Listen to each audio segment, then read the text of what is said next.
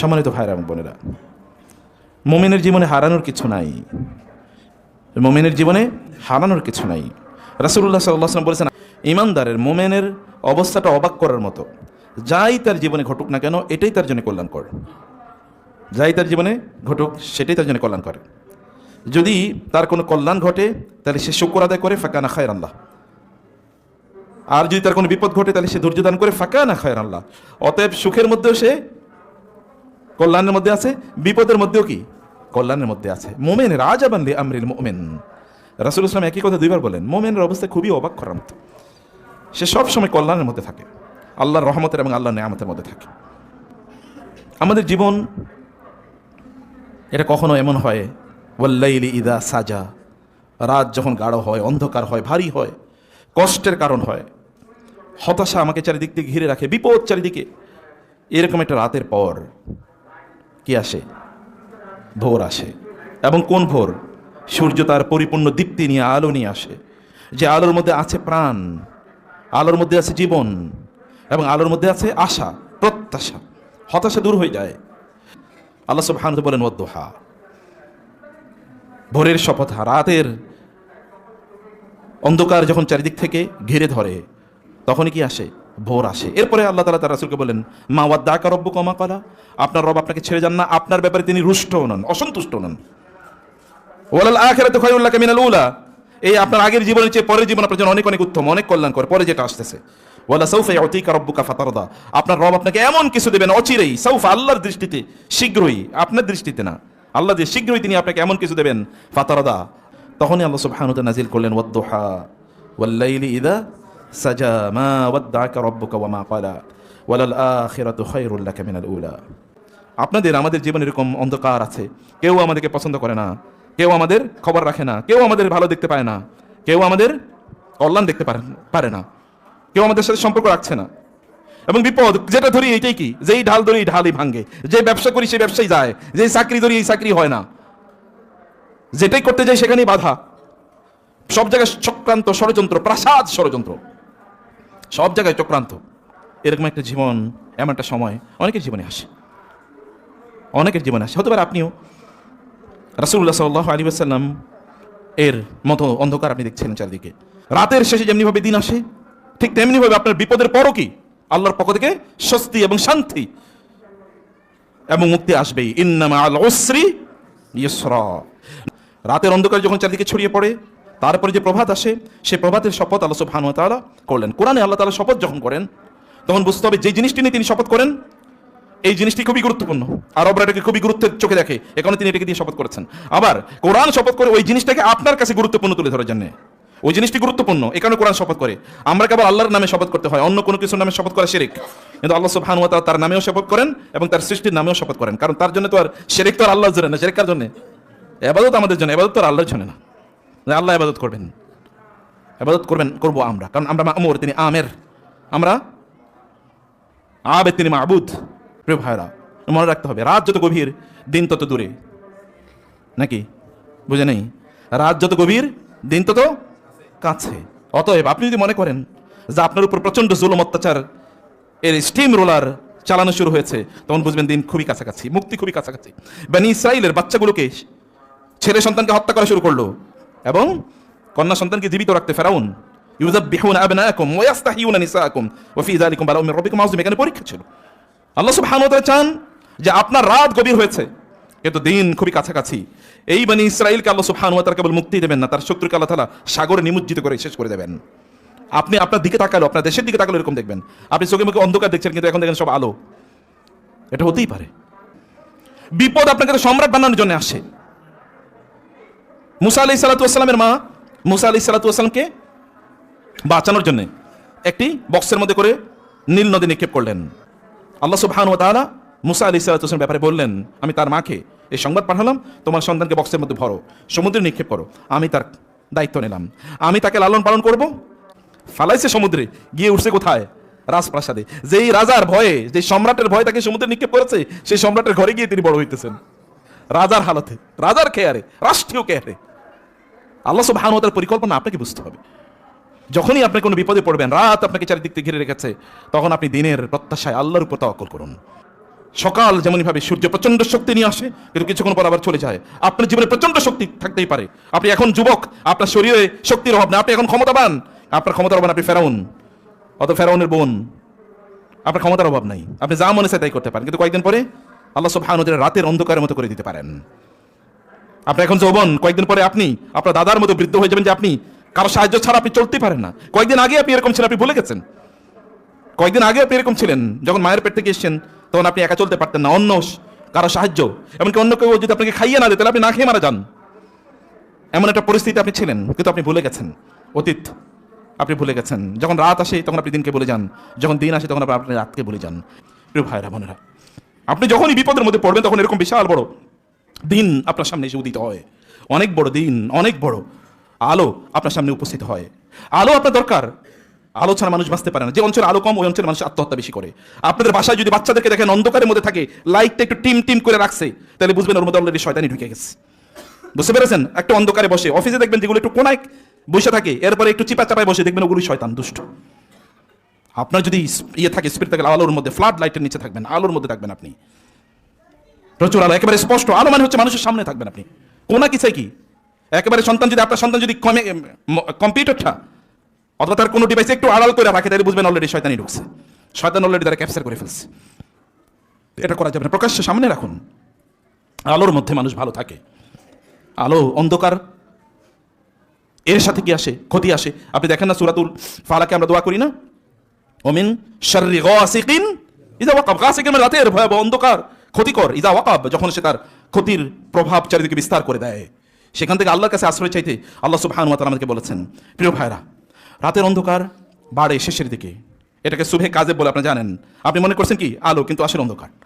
তখন অন্ধকার আরও বাড়ে, অন্ধকার রাতের শেষের দিকে বাড়ে, তার মানে আলো একটু পরে, কিছুক্ষণ পরে সুবহে সাদেক হবে। অতএব আপনি যদি অনেক বেশি টেনশনে থাকেন, তাহলে আপনাকে কংগ্রেচুলেশন, আপনার সামনে বড় মুক্তি অপেক্ষা করছে। আপনার যদি গত বছর খারাপ যেয়ে থাকে, তাহলে এই বছর অনেক ভালো যাবে, আপনাকে কংগ্রেচুলেশন, নো প্রবলেম। কেবল আপনাকে আল্লাহ সুবহানাহু ওয়া তাআলা এর প্রতি ঈমান আনতে হবে। আপনার সাথে কেউ যদি বিট্রে করে, আত্মীয়স্বজন, বন্ধু বান্ধব, ভাই বোন, তাইলে মনে রাখবেন ইউসুফ আলাইহিস সালাম ভাই বোনের ষড়যন্ত্র এবং চক্রান্তের পরে সম্রাট হয়েছেন। আপনার যদি চাচা জেঠারা আপনার কাছে বিরোধিতা করে, তাহলে মনে রাখবেন যে চাচা জেঠারা বিরোধিতা করেছে শোয়েব আলাইহিস সালাম, নূহ আলাইহিস সালামের বিরুদ্ধে, কিন্তু তারা সর্বশ্রেষ্ঠ নবী। আপনি যদি বাবা আপনার বিরোধিতা করে থাকে বা সন্তানদের বিরোধিতা আপনার করে থাকে, তাহলে মনে করবেন ইব্রাহিম আলাইহিস সালামের বাবা তার বিরোধিতা করেছে। তিনি শুধুমাত্র একজন নবী নন, শ্রেষ্ঠতম নবী না, তিনি হচ্ছে মুসলিম উম্মার বাবা। মিল্লাতা আবিকুম ইব্রাহিম, তোমাদের জাতির পিতা তিনি হুয়া সাম্মাকুমুল মুসলিমিন, তিনি তোমাদের নাম রাখছেন মুসলিম। আমরা মুসলিম, এটা নাম রাখছেন কে? ইব্রাহিম আলাইহিস সালাতু ওয়াস সালাম। আপনি যদি আপনার ঘর থেকে, আপনার এলাকা থেকে বিচ্যুত হয়ে থাকেন, আপনাকে দেশ থেকে তাড়িয়ে দেওয়া হয়েছে, তাহলে মনে রাখবেন এই দেশের মালিক আপনি হবেন। রাসূলুল্লাহ সাল্লাল্লাহু আলাইহি ওয়াসাল্লামকে ওরা দেশ থেকে তাড়িয়ে দিয়েছিল, মদিনায় গিয়ে তিনি হয়েছেন প্রেসিডেন্ট। তার 8 বছর পরে মক্কাবাসীরা তাকে স্বাগত জানিয়েছে, মক্কা তার কাছে আত্মসমর্পণ করেছে। এটা ন্যাচারাল হিস্ট্রি, এরকমই ঘটে। কেবল আপনাকে সত্যপন্থী হওয়া লাগবে, কেবল আপনাকে হকের পথে, সত্যের পথে থাকতে হবে, এতটুকুই। এটা যদি না হয় তাহলে আপনি হবেন না। আমরা তো বলি আমাদের দেশে সবাই জালেম, মাজলুমও জালেম, জালিমও জালেম, সবাই জালেম। জালিম আগে শক্তি থাকার কারণে জুলুম করছে, এখন মাজলুমরা আবার যখন তাদের শক্তি হয়েছে তখন আবার তারা জুলুম করা শুরু করে দিয়েছে। সবই জালেম ঘুরে ফিরে, কারণ ইমান নাই ভিতরে, কারণ ইমান নাই, আখলাক নাই, চরিত্র নাই। এই কারণে আপনি শক্তির অভাবে মাজলুম, শক্তি পাওয়ার পর আপনি নিজেও জালেম। আপনি দেখবেন আপনি ছোটবেলায় মাজলুম ছিলেন এলাকায়, এখন আপনি এলাকায় সবচেয়ে বড় জালেম। ছোটবেলায় আপনি মাজলুম ছিলেন, আপনাকে অনেকে অনেক জুলুম অত্যাচার করছে, এখন আপনি শক্তি, টাকা পয়সা, এখন আপনি সবাই ছড়ি ঘুরাইতেছেন। আপনি এরকম আছে কিনা? আমি দেখছি বহুত। প্রিয় ভাইরা, রাসূলুল্লাহ সাল্লাল্লাহু আলাইহি ওয়াসাল্লাম বলেছেন, যখন তোমাদের কোনো বিপদ হয়, তখন তোমরা আমার প্রতি যে তোমাদের বিপদ আছে, এই বিপদ, আমার প্রতি যে বিপদ ছিল, এই বিপদের কথা তোমরা স্মরণ করো, তাহলে আল্লাহ সুবহানাহু ওয়া তাআলা তোমাদের বিপদগুলো দূর করে দেবেন। রাসূলুল্লাহ সাল্লাল্লাহু আলাইহি ওয়াসাল্লামের কাছে কিছুদিন ওহী আসা বন্ধ হয়, তিনি অস্থির হয়ে গেছেন। আমি আগেও বলেছি, আবার বলি, কিন্তু আমাদের কাছে তো ওহী নাই। আমাদের কাছে কি আছে? ওহী আছে নাকি? আমাদের কাছে যে রবীন্দ্রসঙ্গীত আর রবীন্দ্রনাথ, তাই না? ঠাকুর, রবি ঠাকুর। এই ঠাকুর হলো আমাদের জাতীয় সঙ্গীত, আর ঠাকুরের চরিত্র হলো আমাদের জাতীয় চরিত্র। এই চরিত্র নিয়ে সব চলে। দেখেন না এখন জাতীয় সঙ্গীত, ঠাকুরের রচিত জাতীয় সঙ্গীতের বিরুদ্ধে কথা বলে দেখেন, এরপরে রাষ্ট্রদ্রোহী মামলা হয়, কয়েকদিন পরে হবে। পরিস্থিতিটা এরকম, এই চরিত্রই এরকম। আমাদের কালচার, এখন কালচারাল ফ্যাসিস্টরা এখানকার চরিত্র নির্ধারণ করে দেয়। এখানকার সিনেমা নাটকে দেখায় সবচেয়ে খারাপ লোক মানে হলো দাঁড়িয়ালা টুপিওয়ালা, অথচ ওদের যাদের নাই, ওরা যে গাঁজাখোর, মদখোর, জুয়াখোর, মানুষকে হত্যাকারী, সম্পদ লুটকারী, এগুলোর কোনো খবরই নাই। প্রিয় ভাইরা, রাসূলুল্লাহ সাল্লাল্লাহু আলাইহি ওয়াসাল্লাম আলোকিত মানুষ হতে হলে আপনাকে আলোর কাছে আসতে হবে। আলো হলো কোরআন, আলো হলো সিরা, আর হলো সুন্নাহ। এটার কাছে আসতে হবে, সেটাই আপনার কাছে আলো নিয়ে আসে। আল্লাহ রাসূল সাল্লাল্লাহু আলাইহি ওয়াসাল্লাম তিনি প্রশান্তি খুঁজছিলেন কোরআনের মাঝে, আল্লাহর পক্ষ থেকে আগত ওহীর মাঝে। তার জন্য তিনি অস্থির, তার রাতে ঘুম হয় না, দিনে তিনি অস্থির হয়ে আছেন। কিন্তু আমাদের অস্থিরতা কমে না। অস্থিরতা কমানোর জন্য ফেসবুকে ঢুকি, অস্থিরতা আরো বাড়ে। তা কমানোর জন্য এরপরে সিনেমা দিই, অস্থিরতা আরো বাড়ে। এরপরে আমরা কি গান শুনি, তারপরে অস্থিরতা আরো বাড়ে। এরপরে মদ খাই, অস্থিরতা আরো বাড়ে। এরপরে আত্মহত্যা, এরপরে ফার্স্টেশন, এরপরে আর ভাল লাগে না। যুবকদের একটা নতুন বক্তব্য বাইরেছে, ভাল লাগে না কিছুই। ভাল লাগে না, তোমার ভাল লাগবে কিভাবে মিয়া? তুমি তো ভালো লাগার জায়গায় আসছো নাকি? যারা দিনের পথে আছে দেখো তাদের ভালো লাগা কোথায় আছে। পুরো অস্তিত্ব জুড়ে তাদের পরিতৃপ্তি, প্রশান্তি। প্রশান্তি, সুখ, এটা এমন একটা জিনিস, এটা সাধারণ মানুষের ভাগ্যে জোটে না। এটা একটা অসাধারণ জিনিস, অসাধারণদের ভাগ্যে এটা জোটে, যারা আল্লাহ সুবহানাহু ওয়া তাআলা এর সাথে সম্পর্ক রাখেন। আপনার এমন কোনো মানুষ নাই যে মানুষের জীবনে কোনো সুখ সমস্যা নাই। যদি সমস্যা ছাড়া কোনো মানুষ থাকতো এই পৃথিবীতে, তাহলে তার নাম হতো মুহাম্মাদুর রাসূলুল্লাহ সাল্লাল্লাহু আলাইহি ওয়াসাল্লাম। তো তার জীবনে কষ্ট সবার চেয়ে বেশি। কেমন কষ্ট? ছোটবেলায় জন্মের আগে বাবা মারা গেছে, জন্মের 5 বছর পরে মা মারা গেছে, এরপরে দাদা মারা গেছে হলো 7 বছর 8 বছর পর। এরপর তিনি ইয়াতিম, কেউ নাই চারিদিকে। চাচার ঘরে বড় হন, চিন্তা করে কোনো ভাই বোন নাই, চাচার ঘরে তিনি বড় হচ্ছেন। বাবা যে অনেক সম্পদ রেখে গেছেন এরকম কোনো কিছু না, এরকম ইয়াতিম অবস্থায় তিনি বড় হয়েছেন। তারপরে বিয়ে করেছেন, সন্তান হয়েছে। তার জীবদ্দশায় সবগুলো সন্তান মারা গেছে, একজন ছাড়া, ফাতেমা রাদিয়াল্লাহু আনহা ছাড়া 6 সন্তানই মারা গেছে তার সামনে, তার চোখের সামনে। এইরকম কষ্ট আপনি একটা মানুষ দেখাতে পারবেন আপনার জীবনে? চিন্তা করে দেখেন, আপনার সবগুলো সন্তান মারা গেছে। Is it possible? আপনার একটা সন্তান অসুস্থ হবে, এরিতে আপনার মাথা গরম হয়ে যায়। আর তার সবগুলো সন্তানকে তিনি নিজে কবর দিয়েছেন। এরপরে তো যুদ্ধের ময়দানে সবচেয়ে ভালো মানুষ, যদি কারো ক্ষতি করতো তাহলে তিনি ক্ষতির শিকার হতেন। কিন্তু সমাজের সবচেয়ে ভালো মানুষ, তিনি সমাজে সবচেয়ে বেশি কষ্ট পেয়েছেন। তাকে যারা আল আমিন আস সাদিক বলতো, তাকে যারা তাদের সম্পদগুলো তার কাছে গিয়ে ডিপোজিট রেখেছে, তারাই তাকে হত্যা করার জন্য পরিকল্পনা করছে। তার আপন চাচা, তার চাচি, তার ভাই বাদাররা তাকে হত্যা করার জন্য পরিকল্পনা করে, তাকে গালিগালাজ করে তার সামনে, অথচ তিনি সবচেয়ে ভালো মানুষ, কিচ্ছু বলেন না। হে লোকেরা, আমি তোমাদেরকে ভালো কথা বলি, ওয়ানাদুকুম ইলা সাবিলির রাশাদ, আমি তোমাদেরকে জান্নাতের পথ দেখাই, আর তোমরা কেন আমার গালি দিচ্ছ? আমি কি তোমাদেরকে কোনো খারাপ কথা বলছি? ওয়ানা লাকুম নাসিহুন আমিন, আমি তোমাদেরকে জাহান্নাম থেকে বাঁচাতে চাই। আমি তো এতটুকুই বলি। আমি কি বলি? আমি তোমাদেরকে কেবল বলি তোমরা আল্লাহর ইবাদত করো। আমি খারাপ কিছু বলছি? তারপরে তারা তাকে হত্যা করার জন্য পরিকল্পনা করে। তার মাথার উপর ওঠে নাড়ি বুড়িগুলো দেয় যেন তিনি শ্বাসরুদ্ধ হয়ে যেন তিনি মারা যান। এইরকম একটা সিচুয়েশনে আপনি যদি যান, আপনি যদি এরকম দেখেন, তাহলে আপনার মন খারাপ করার কোনো কারণ নাই। আমি বরং বলবো কংগ্রেচুলেশন। কারণ মানুষের যত বড় বিপদ তিনি তত বড় মানুষ হবেন, যত বড় কষ্ট তিনি তত বড় মানুষ হবেন। দুনিয়ার জন্য কষ্ট করা লাগে, আখিরাতের জন্য করা লাগবে না। দুনিয়ার কয়েকদিনের জন্য সুখ। আপনারা বলেন ভবিষ্যৎ, ভবিষ্যৎ মানে কি? বলে আমি ভবিষ্যতে যেন একটু ভালো থাকতে পারি, মানে রিটায়ারমেন্টে যাবো, এরপরে আপনি ভালো থাকবেন, একটু চা খাবেন, একটু ঘুরবেন, এটাই তো ভবিষ্যৎ। আর পোলাপাইন ভবিষ্যৎ মনে করে এখন পড়াশোনা করছি, কয়েকদিন পরে একটা চাকরি পাবো, এরপরে মাস্তি মাউস করে ঘুরবো, এটাই তো ভবিষ্যৎ। এত শর্ট টার্ম ভবিষ্যৎ নিয়ে যদি আপনার এত ব্যস্ততা থাকে, তাহলে লং টার্ম ভবিষ্যৎ, মৃত্যুর পরে যে ভবিষ্যৎ, সেই ভবিষ্যতের জন্য প্রস্তুতি কই? তার জন্য কাজ কোথায়? সেটার জন্য আপনাকে অবশ্যই কাজ করতে হবে। আপনার রব আপনাকে সেই ভবিষ্যতের কথাই আপনাকে বলছেন। আপনার রব আপনাকে ছেড়ে যান নাই, তিনি কখনোই আপনাকে ছেড়ে। আপনি কষ্ট থাকলেও আপনি বলুন আপনার রব আল্লাহু মাই, বলতে পারেন যদি এটা, তাহলে বুঝতে আল্লাহু মা'ানা, আল্লাহ আমাদের সাথে আছেন, ইন্নাল্লাহা মা'ানা, আল্লাহ আমাদের সাথে আছেন। এটা বলতে পারলে, বিশ্বাস করতে পারলে আপনার বিপদ আল্লাহ তাআলা দূর করে দেবেন। যত বড় বিপদই হোক না কেন, আল্লাহর সে কি বিপদ বড় নাকি? বুঝেন নেই? আপনার বিপদ কি আল্লাহর ক্ষমতার চেয়ে বড়? আপনার বিপদ কি আল্লাহর মার্সির চেয়ে বড়? আপনার কতটুকু সমস্যা আছে? রাসূল সাল্লাল্লাহু আলাইহি ওয়াসাল্লাম বলেছেন হাদিসে কুদসিতে, আল্লাহ তাআলা বলেন, হে মানুষ, পৃথিবীর সকল মানুষ আদম থেকে শুরু করে কিয়ামত পর্যন্ত যত লোক আসবে, সকল জিন, তারা যদি কোনো একটা জায়গায় একত্রিত হয় এবং তারা সবাই যদি তাদের মনে যা চায় তা তারা চায় আমার কাছে, আমি তারা যা চেয়েছে আমি তাদেরকে সবাইকে তা দিয়ে দিই, তাহলে আমার রাজত্বে ততটুকু টান পড়বে না যতটুকু টান একটা বিশাল বড় সমুদ্রে একটা সুই ঢুকিয়ে দেওয়ার পর ওই সুইতে যতটুকু পানি উঠে, ততটুকু রাজত্বে টান পড়বে না। তিনি কি কিয়ামত সেই সৃষ্টির শুরু থেকে এখন পর্যন্ত দিয়ে যান নাই? কত তার শর্টেজ আছে, কত কমতি আছে? বলছে নাকি যে আমার তোমার জন্য এখন বাজেট নাই, বাজেট কম, এবার সরি একটু বাজেট কম, এটা তিনি বলেছেন না? অভাব নাই তো, তিনি সব তৈরি করে রেখেছেন। আমাদেরকে ইকোনমিক্সটা শিখাইছে, ভুয়া ইকোনমিক্সটা, যে পৃথিবীতে রিসোর্স হচ্ছে লিমিটেড। মিথ্যাবাদী ওরা, মিথ্যা কথা বলে তারপরে সব সম্পদ লুট করে নিয়ে যেতে চায়। ওই যেমন ভেনেজুয়েলা দখল করতে চায় হলো কে? ট্রাম্প, কারণ ওইখানে প্রচুর তেল আছে, পৃথিবীর সবচেয়ে বেশি তেলের ভান্ডার ওইখানে, দখল করতে চায়। এই হচ্ছে লুটেরা। সম্পদ কম, সম্পদ কম দেয় মানে আল্লাহ সুবহানাহু উপর ইনজাস্টিস। আল্লাহ মানুষ তৈরি করছে সম্পদ কম দিয়ে? সম্পদ কম না, ডিস্ট্রিবিউশনের প্রবলেম। একজনের কাছে 1000 কোটি, আরেকজনের কাছে 1 টাকা নাই, ডিস্ট্রিবিউশনের প্রবলেম। আল্লাহ সুবহানাহু ওয়া তাআলা আপনাকে ছেড়ে যান নাই। তিনি যদি কাফের মুশরিকদেরকে এত বিশাল সাম্রাজ্য দিতে পারে, তাহলে আপনাকে কেন দেবেন না? আপনি নেয়ার মতো উপযুক্ততা অর্জন করেন নাই, উপযুক্ত হন, দেখেন আল্লাহ সুবহানাহু ওয়া তাআলা রাজত্ব আপনাকে দেবেন। মালিকাল মুলক তুতিল মুলকা মান তাশা ওয়া তানজিউল মুলকা মিম্মান তাশা ওয়া তুইজ্জু মান তাশা ওয়া তুযিল্লু। কাফেরকে তিনি দিলে আপনাকে কেন দেবেন না?